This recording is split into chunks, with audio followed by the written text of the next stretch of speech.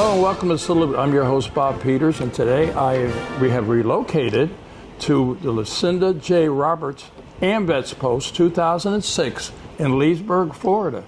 And with me today is Commander Ronnie McLaren. Yeah, welcome to the show, Ron. Thank you, Bob. Glad to be here. As far as Salute goes, I want to thank you personally, first thing, for what you do for Salute, this organization, which I'm a proud member of. Yes, sir. And proud to have you. You helped sponsor us, and now we are here, and this is our new home. This is the new home of the Central Florida Salute. Yes, It is, and we're so proud to have you. We really are. You do a lot of great things for us in the Post and just vets in general. So keep doing what you're doing. I thought it was only right that my very first show here would be with you. So I want you to tell me about United States Army, because we can see that you're in the Army. Well, they knew I didn't like to get out of bed in the morning either, so they gave me night duty, you know. Oh, okay. You know, it's a kind of a run. Bob knows I stay up late. I really do. And he schedules me for the 10 o'clock, the first one, you know. It's like, why wasn't I the last one, you know? But no, I'm glad to be here. It was worth getting up for. It really was. Don't do it again, though. Anyway, Ron, you want to tell us a little bit about yourself? You know, you went in the Army. I did. I went in when I was 17. I volunteered. I had to have both my parents sign. It was kind of awkward because I hadn't seen my dad in, gosh, I don't know, 30 years or so. You know, well, since I was like 12. So at that time it was 10, 12, 14 years I hadn't seen him, heard from him or anything.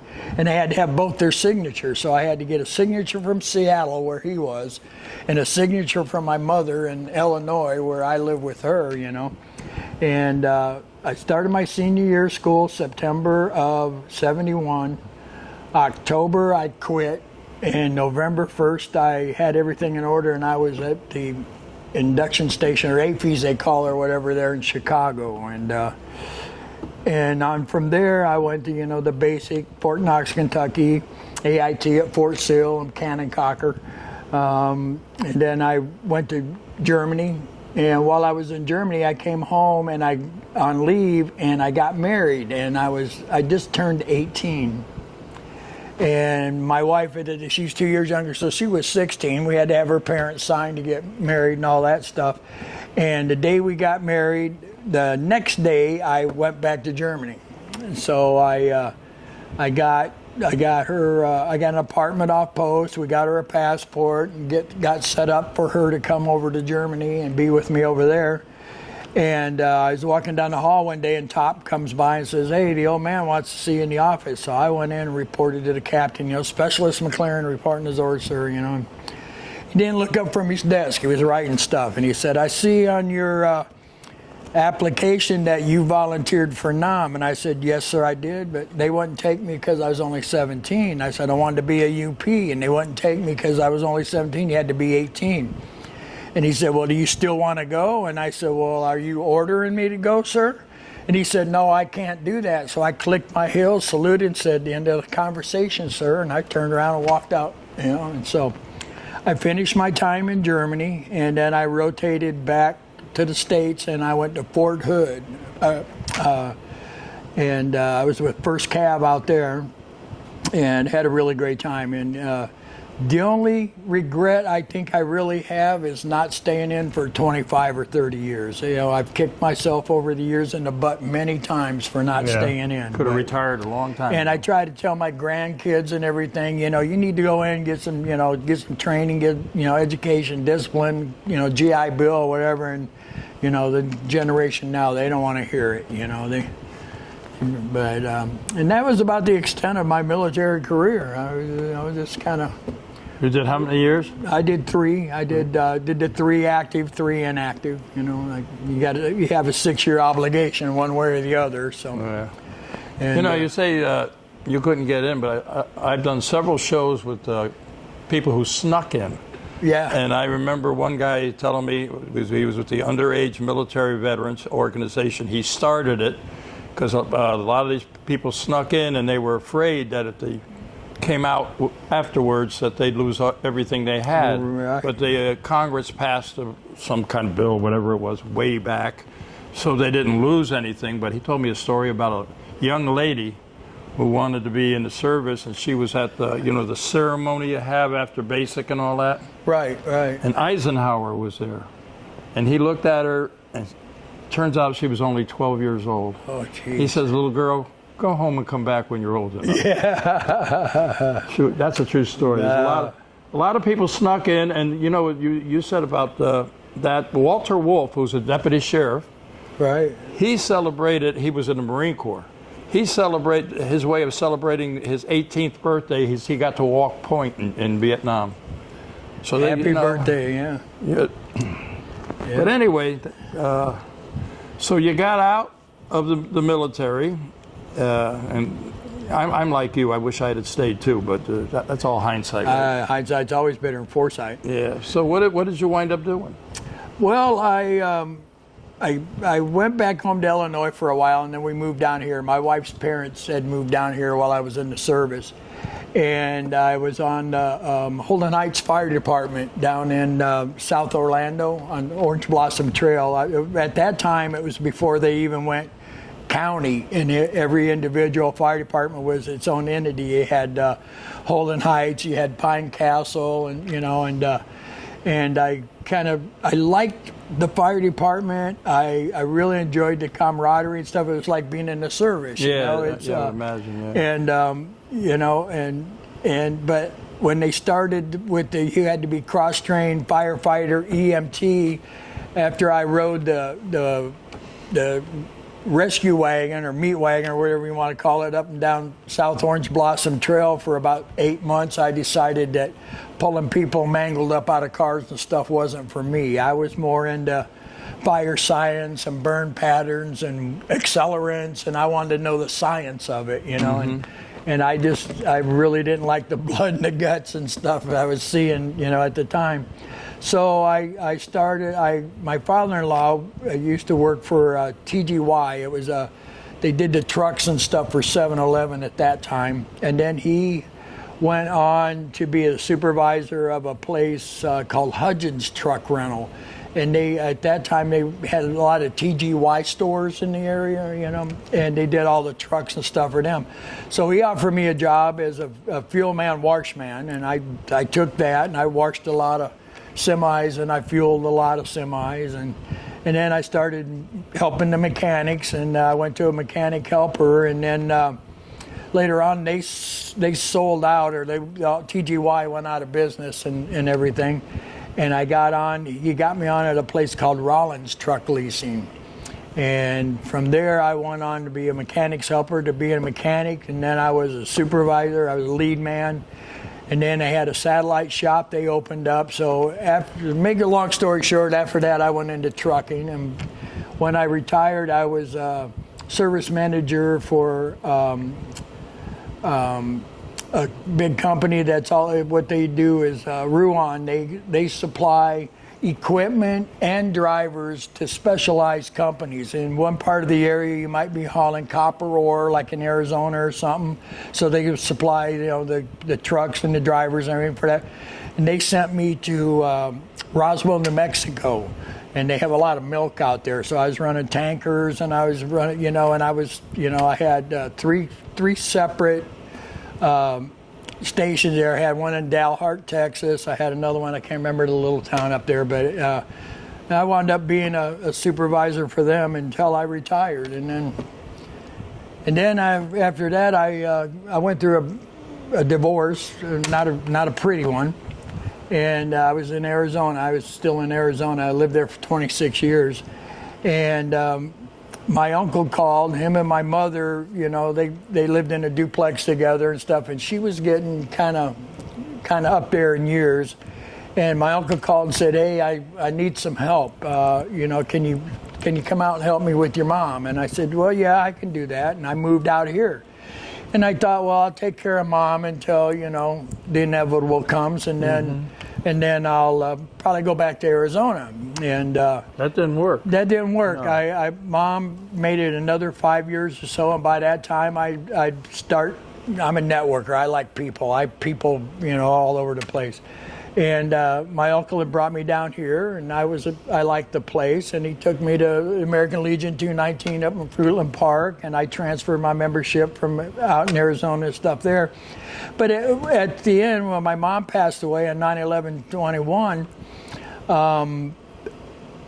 I had built such a network here of friends and and family, and I started getting involved. I was the second vice for a while, and I was a chaplain here for quite a while, and now you're numero uno. Yeah, and I'm on my second term. Let's talk a little bit commander. about the post. It's Lucinda Lucinda J. Roberts. Yes. You know the history of her. Well, she was a member of the Women's Army Corps, and back in World War II.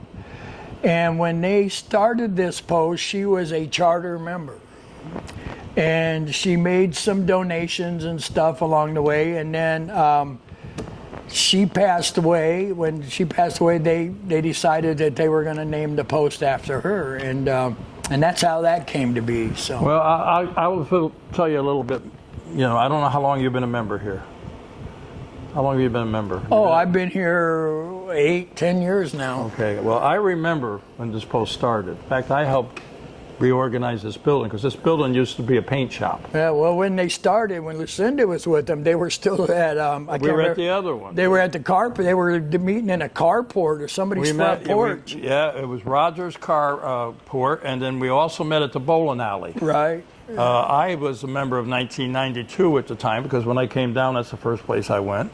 And then I heard about it, and so then I joined. But I did have the opportunity to meet her, but I never really talked to her. Yeah. I was at a meeting for her, and I think it's great because I know she worked very hard to get this post going. And that's my understanding too. That and rightfully so, the place is named after, I believe. So tell us a little bit about the post. Being a member here, by the way, I hear your public information officer is a tremendous guy and a good-looking guy. Is that true? Well, yeah, but he's kind of a pest. He'll call you like every day, for whatever. I know no the lady. reason, I know the lady recording this. Yeah. I can edit you right out. You can edit me right out. No, I'm just teasing. I know. We're dear friends. No, Bob, we're very privileged and honored to have you as IPIO. You do a tremendous job.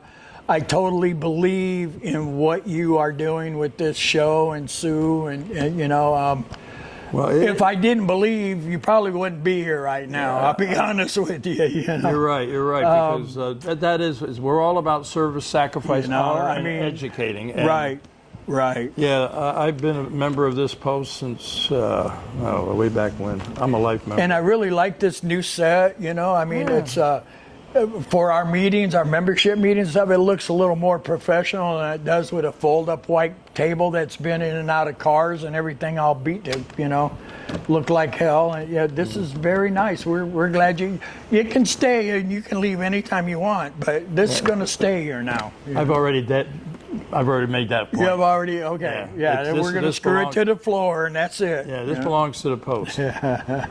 So anyway, tell us about some of the events. We had a couple of major events that you just We did. just had the Riders. We have a new Riders chapter here. They've been here, I think, about 6 months now. And right now, I believe the count with supporters, we have Rider supporters. And I think at the last meeting last Thursday night, I think it was up to 84 members, which is and growing. I believe right now it's the largest in the state, and the reporting hours are at the top. I'm not sure if they're number one. I believe they're number one in reporting hours right now. But and what that is every time they do a ride, or anytime they do something for a vet, or you can claim that. You fill out a paper and you put your mileage and how much time you have involved, and we fill out this form that goes to state and then goes on to national.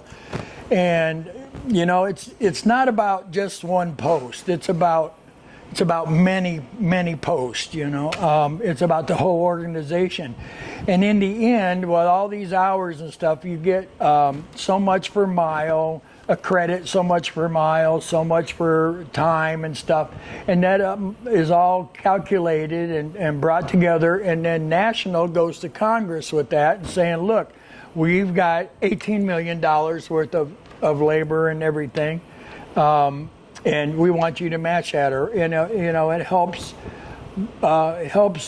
our causes and stuff. It gets them to, you know, open their eyes and say, look, these people are doing all this and this is what they want. So, you know, it helps with the votes that we're looking to get and the laws we're trying to get passed. So it's not about each individual post. It's about the whole in the end, you know. Yeah, no. But we do our part. I believe we really do our part. I'll tell you, I'm a member of several different organizations, and I'm very proud to be a member here because I know what you've done. In fact, we have a little video of what we did for September 11th. Oh, 9/11, that was great. That was, Talk about the reason I do this is because as an individual, I'm kind of worthless. I'm kind of useless. I don't have the means or anything to pursue these endeavors that I like to see pursued, you know. But as a collective,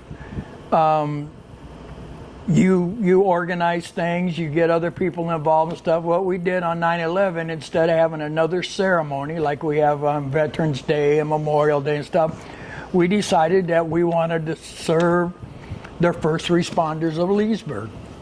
So we went, and I went and talked to the fire chief, Joe, and I went and saw the captain and stuff over at Leesburg Police Department. We set it up for 9/11. We were going to bring lunches for everybody in their department and their support staff. So on 9/11, we had a bunch of great volunteers, as always, come down, and we made lunches. Today we're, in honor of 9/11, we're making meals for all the fire departments here in Leesburg and also all the police department, all the first responders, and our appreciation for what they do every day for all of us. AMVETS Post 2006 is always doing something good for the community. There's another guy over there who keeps walking away from me. Yeah, there he is. John Jarbo. John, if you want to give everybody's name here, who we got for staff? The crew. Who's the crew? Sound off. John Jarbo, Finance Officer. Billy Shucks, volunteer. Brenda Moreland, volunteer.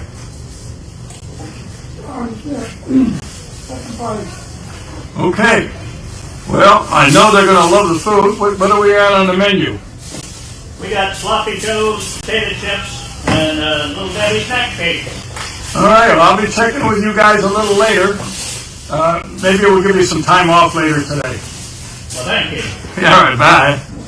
And we made meals for all 4 fire departments in the Leesburg, their admin people, and all the police department members on duty and all their admin people. I think just the police department was like 60 meals. I mean, yeah, I filmed a little bit. I think hopefully it'll be put into this show with Les Moreland, who was past commander, 2-time, almost 3. We could say. Yeah, really. he filled in a lot when we had some other commanders that were ill, so he's been there quite a while. He's an amazing man, but I filmed it when he was back here with his crew, putting it all together. And then, they said they got to deliver it. So one truck went about 200 yards down the road to the police department and the fire department. Yeah. And somebody else got to drive all over Leesburg, deliver. Oh, but that was me, wasn't it? But you know what they say rank about has its privilege, right? Yeah, that's what I was going to say. You've been in the military. You know our HIP. You know, I mean, there is a chain of command, and you're downhill. Yeah, I know. Yeah, bottom of the barrel. But they really loved it. They really loved it. They did. They did. The things we do here, we have a whole schedule. And little John Cena, he was so. That guy was so happy, you know. You can see. I saw the videos of him carrying it into the fire station over there. He was like like a little school kid. I mean, he was just excited to be there, And that's really- why we do it. I mean, that's why I do it. When I help an organization or I help, a person or a homeless vet or something, I get a feeling inside like I'm doing something. I'm giving back.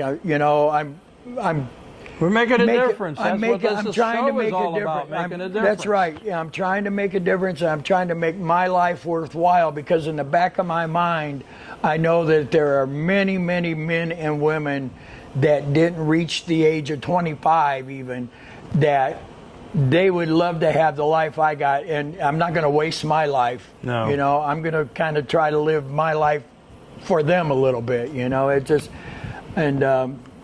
It's just an ongoing thing. I feel the same way. It's about purpose. It is. We're here for a purpose, and that's to support everybody. And those people, all the wars and everything, them people should not ever have died in vain. We wouldn't have the right to do what we're doing if it wasn't for those people. That's true. But You have a schedule you put out every week. I do. We have a calendar. We serve lunches. Monday, Wednesday, and Friday we have Ellie back in the kitchen. I think that's 11:30 to 2:30. The kitchen's open to the public. Wednesday night we have bingo, early bird at 5:30. Regular bingo starts at 6. On the third Thursday of the month, we have the writers meeting. We have e-board meeting for the vets the last Monday of the month, and then the regular meeting for memberships first Monday of the month.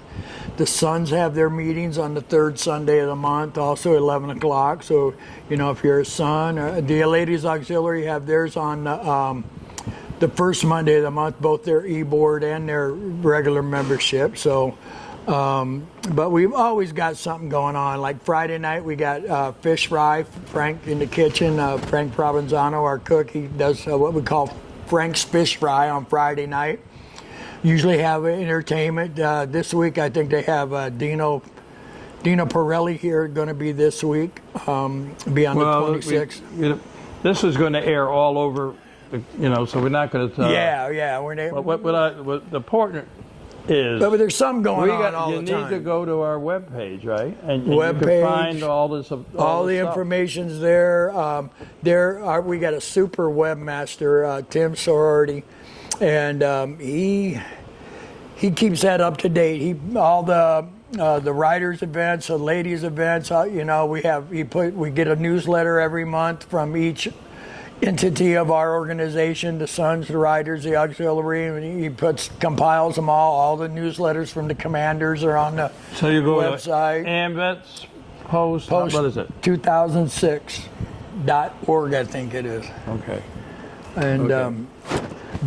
I know. And on Sundays there's karaoke, but the guy, I don't know, the guy that does the karaoke. Yeah, I do karaoke.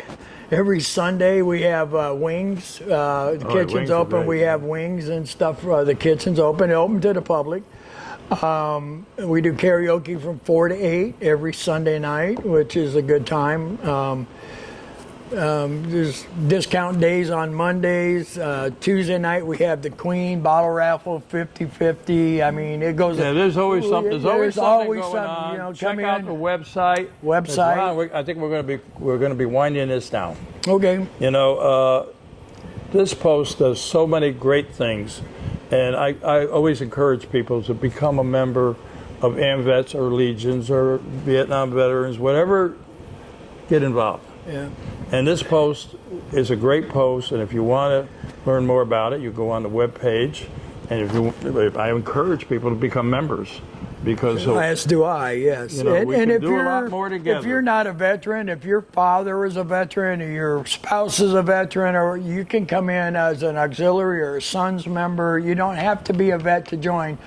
You need to have somebody in your family that was a vet. I mean, obviously, but. And we got a program going, which it's national, right? With the homeless. That's a state program. State. Well, yeah, it does go national, but our state is very active. I was going to bring that up. We have the homeless vets and POWMIA is what and we are the central collection point for Central Florida for that. We have a big container out back. We store things that people donate.